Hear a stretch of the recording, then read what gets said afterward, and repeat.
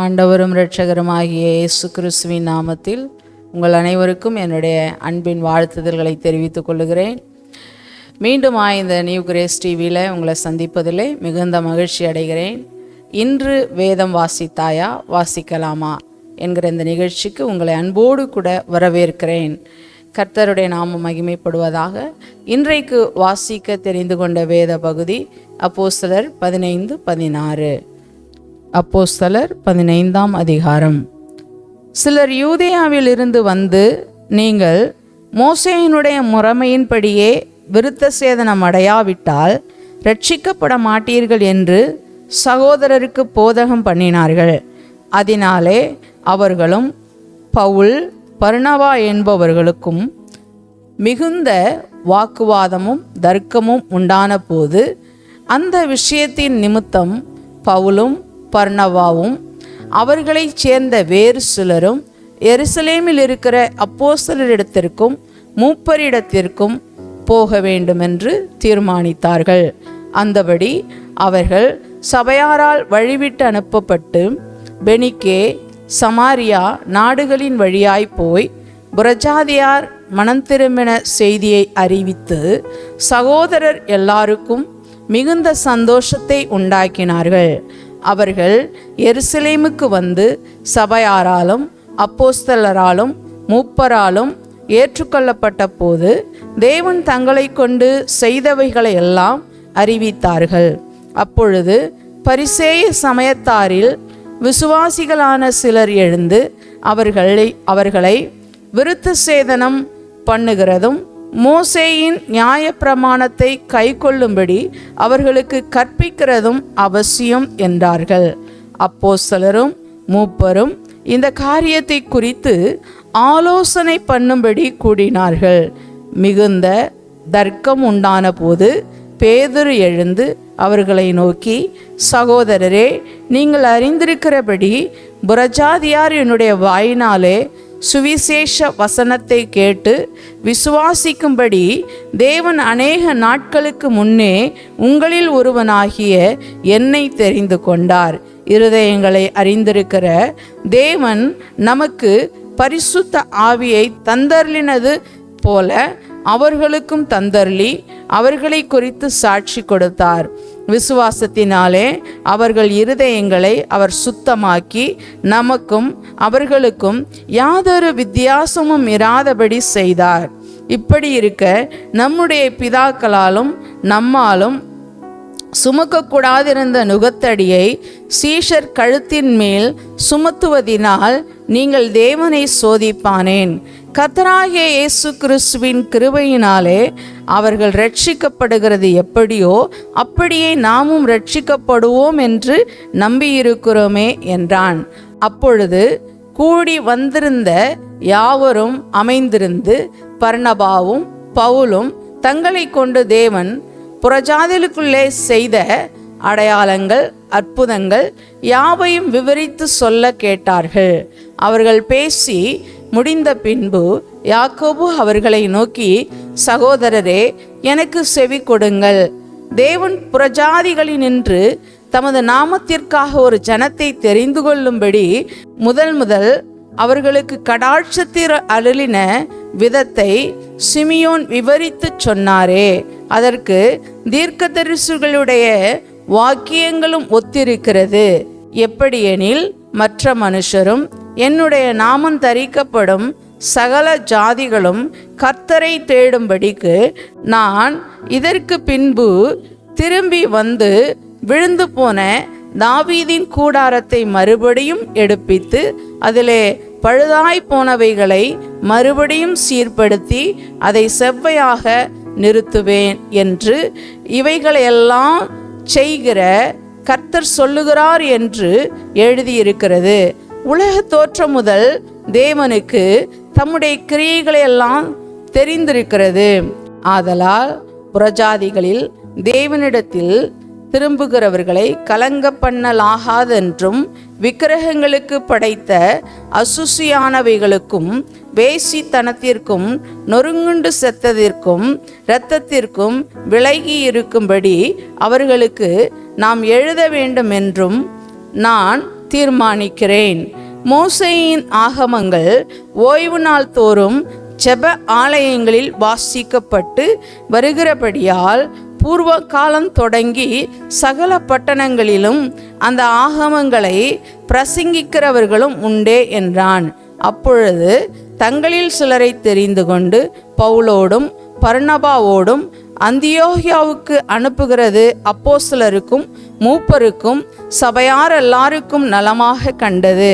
அவர்கள் யாரென்றால், சகோதரரில் விசேஷித்தவர்களாகிய பர்சபா என்று மறுபேர் கொண்ட யூதாவும் சீலாவுமே.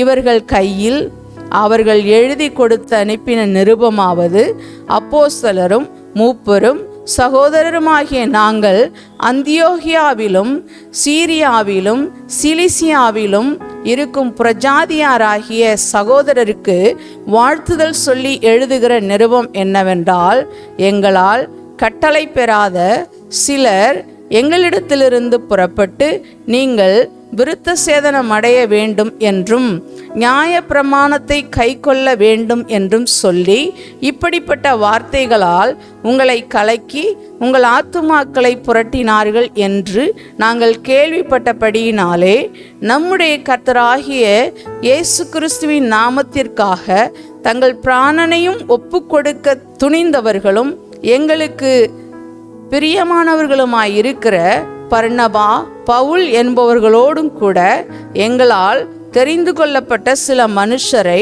உங்களிடத்திற்கு அனுப்புகிறது ஒருமனப்பட்டு கூடின எங்களுக்கு நலமாக கண்டது. அந்தபடியே யூதாவையும் சீலாவையும் அனுப்பி இருக்கிறோம். அவர்களும் இவைகளை வாய்மொழியாக உங்களுக்கு அறிவிப்பார்கள். எவையெனில், விக்கிரகங்களுக்கு படைத்தவைகளுக்கும் இரத்தத்திற்கும் நொறுங்குண்டு சத்தத்திற்கும் வேசித்தனத்திற்கும் நீங்கள் விலகியிருக்க வேண்டும் என்பதே.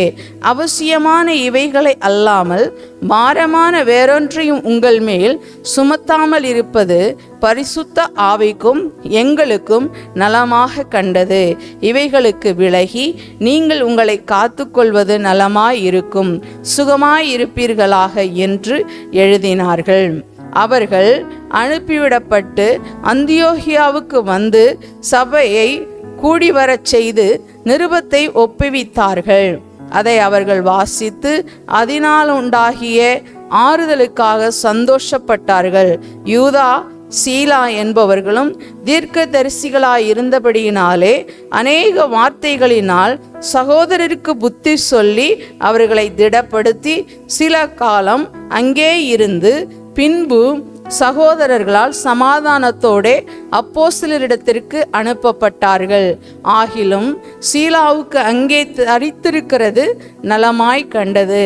பவுலும் பர்னபாவும் அந்தியோகியாவிலே சஞ்சரித்து வேறு அநேகரோடும் கூட கர்த்தருடைய வசனத்தை உபதேசித்து பிரசங்கித்து கொண்டிருந்தார்கள். சில நாளைக்கு பின்பு பவுல் பர்னபாவை நோக்கி, நாம் கர்த்தருடைய வசனத்தை அறிவித்திருக்கிற சகல பட்டணங்களிலும் உள்ள சகோதரர்கள் எப்படி இருக்கிறார்கள் என்று போய் பார்ப்போம் வாரும் என்றான். அப்பொழுது பர்னபா என்பவன் மார்க்கு என்னும் பேர் கொண்ட யோவானை கூட அழைத்து கொண்டு போக வேண்டும் என்றான். பவுலோ, அவன் பம்பலியா நாட்டிலே நம்மை விட்டு பிரிந்து நம்மோடு கூட ஊழியத்துக்கு வராததினாலே அவனை அழைத்து கொண்டு போகக்கூடாது என்றான். இதை பற்றி அவர்களுக்குள்ளே கடும் கோபம் உண்டபடியினால் அவர்கள் ஒருவரை ஒருவர் விட்டு பிரிந்தார்கள். பர்னபா மார்க்குவை கூட்டிக் கொண்டு கப்பல் ஏறி சீப்புரு தீவுக்கு போனான். பவுலோ சீலாவை தெரிந்து கொண்டு சகோதரனாலே தேவனுடைய கிருபைக்கு ஒப்புவிக்கப்பட்டு புறப்பட்டு சீரியாவிலும் சிலிசியாவிலும் திரிந்து சபைகளை திடப்படுத்தினான். 16ஆம் அதிகாரம். அதன் பின்பு அவன் தெர்பைக்கும் லிஸ்திராவுக்கும் போனான். அங்கே தீமோத்தேயு என்னப்பட்ட ஒரு சீஷன் இருந்தான். அவன் தாய் விசுவாசமுள்ள யூத ஸ்திரீ, அவன் தகப்பன் கிரேக்கன். அவன் லிஸ்திராவிலும் இக்கோனியாவிலும் உள்ள சகோதரராலே நற்சாட்சி பெற்றவனாய் இருந்தான். அவனை பவுல் தன்னுடனே கூட்டிக் கொண்டு போக வேண்டுமென்று விரும்பி அவனுடைய தகப்பன் கிரேக்கன் என்று அவ்விடங்களில் இருக்கும் யூதர்கள் எல்லாரும் அறிந்திருந்தபடியினாலே அவர்கள் நிமித்தம் அவனுக்கு விருத்த சேதம் பண்ணினான். அவர்கள் பட்டணங்கள் தோறும் போகையில் எருசலேமில் இருக்கும் அப்போஸ்தலராலும் மூப்பராலும் விதிக்கப்பட்ட சட்டங்களை கைக்கொள்ளும்படி அவர்களுக்கு ஒப்புவித்தார்கள்.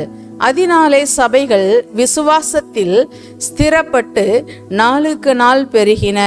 அவர்கள் பிரிகியா கலாத்தியா நாடுகளை கடந்து போன போது ஆசியாவிலே வசனத்தை சொல்லாதபடிக்கு பரிசுத்த ஆவியினாலே தடை பண்ணப்பட்டு மீசியா தேசம் மட்டும் வந்து பித்தினியா நாட்டுக்கு போக பிரயத்தனம் பண்ணினார்கள்.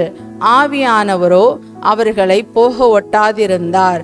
அப்பொழுது அவர்கள் மீசியா பக்கமாய் போய் துரோவாவுக்கு வந்தார்கள். அங்கே ராத்திரியிலே பவுலுக்கு ஒரு தரிசனம் உண்டாயிற்று. அது என்னவெனில், மகதோனியா தேசத்தான் ஒருவன் வந்து நின்று, நீர் மகதோனியாவுக்கு வந்து எங்களுக்கு உதவி செய்ய வேண்டுமென்று தன்னை வேண்டிக் கொண்டதாக இருந்தது. அந்த தரிசனத்தை அவன் கண்டபோது அவர்களுக்கு சுவிசேஷத்தை அறிவிக்கும்படி கர்த்தர் எங்களை அழைத்தார் என்று நாங்கள் நிச்சயித்து கொண்டு உடனே மகதோனியாவுக்கு புறப்பட்டு போக பிரயத்தனம் பண்ணி துரோவாவில் கப்பல் ஏறி சாமோத்திராக்கே தீவுக்கும் மறுநாளிலே நெயப்போலி பட்டணத்துக்கும் நேராய் ஓடி அங்கே இருந்து மகதோனியா தேசத்து நாடுகளில் ஒன்றிற்கு தலைமையானதும் ரோமர் குடியேறினதுமான பிலிப்பு பட்டணத்துக்கு வந்து அந்த பட்டணத்திலே சில நாள் தங்கியிருந்தோம்.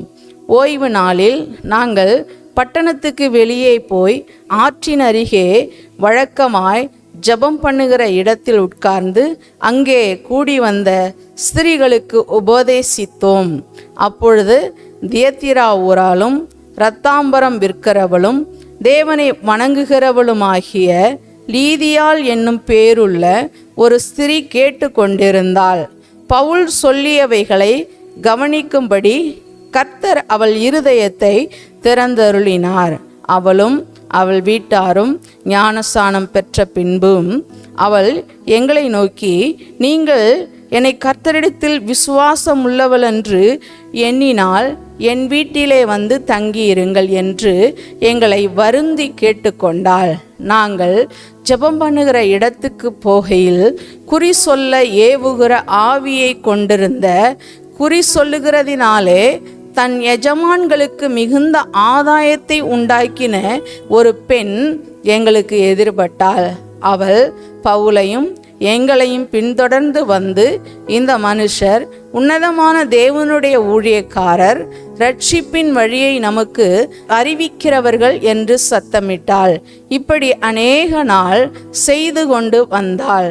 பவுல் சினங்கொண்டு திரும்பி பார்த்து, நீ இவளை விட்டு புறப்படும்படி இயேசு கிறிஸ்துவின் நாமத்தினாலே உனக்கு கட்டளையிடுகிறேன் என்று அந்த ஆவியினுடனே சொன்னான்.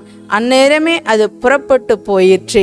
அவளுடைய எஜமான்கள் தங்களுக்கு ஆதாயத்து நம்பிக்கை அற்றுப்போயிற்றென்று கண்டு பவுலையும் சீலாவையும் பிடித்து சந்தை வெளியிலுள்ள அதிகாரிகளிடத்தில் இழுத்து கொண்டு போனார்கள்.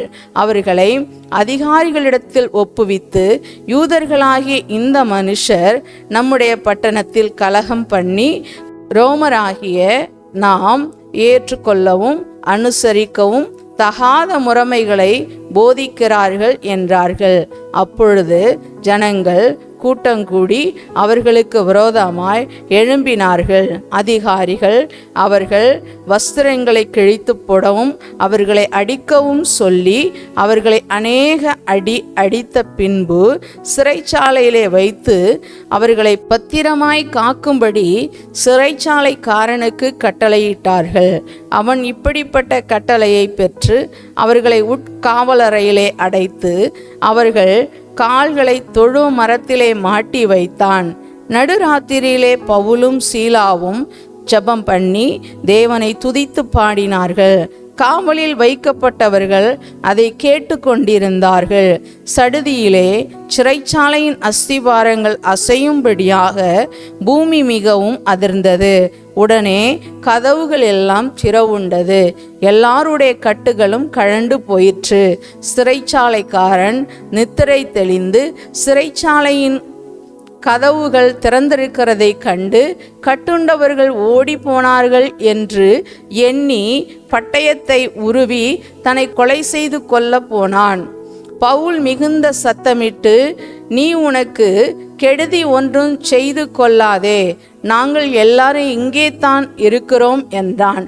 அப்பொழுது அவன் தீப்பந்தங்களை கொண்டு வரச் சொல்லி உள்ளே ஓடி நடுநடுங்கி பவுலுக்கும் சீலாவுக்கும் முன்பாக விழுந்து அவர்களை வெளியே அழைத்து வந்து, ஆண்டவன்மாரே, ரட்சிக்கப்படுகிறதற்கு நான் என்ன செய்ய வேண்டும் என்றான்.